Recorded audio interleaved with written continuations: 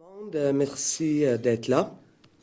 Alors, vous vous rappelez, il y a quelques semaines de ça, j'ai déposé une motion pour une augmentation du salaire minimum à 15 de l'heure et qu'on se donne les moyens d'adopter un projet de loi qui nous permettrait d'y arriver.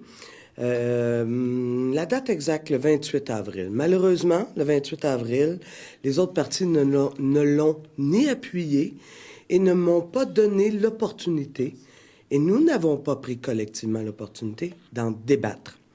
Alors aujourd'hui, ils n'ont pas le choix. Je vais forcer le débat.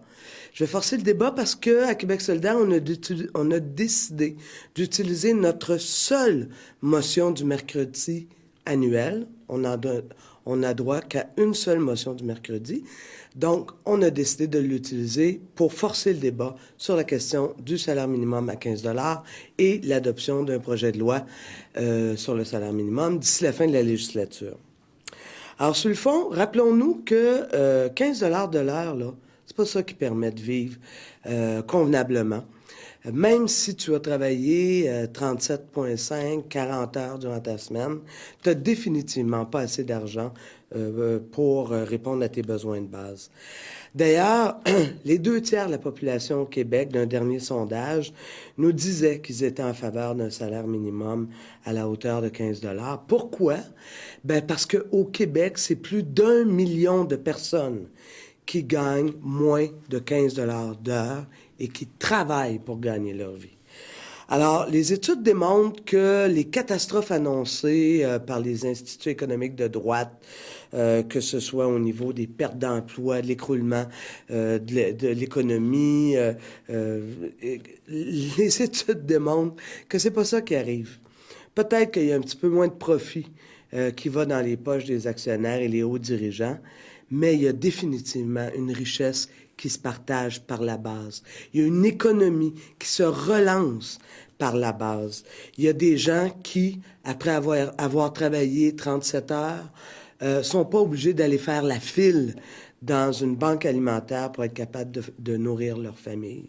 Et ça, je pense que dans un Québec prospère comme le Québec l'est, et à preuve, il s'agit de voir les écarts de salaire entre les hauts dirigeants, par exemple, de Couche-Tard ou de Dollarama et le salaire moyen de leur employé. C'est odieux. Des différences comme ça, qu'on accepte dans ce pays-là, des différences comme ça, que ces inégalités-là continuent de s'agrandir. Alors, on offre donc l'opportunité aujourd'hui à nos collègues des autres partis de venir nous dire qu'est-ce qu'ils pensent du salaire minimum, qu'est-ce qu'ils pensent de l'idée de se doter d'une loi qui ferait en sorte qu'on atteindrait le 15 $ là pour permettre aux gens de vivre avec un revenu viable, hein, qui nous permet de sortir la tête de l'eau.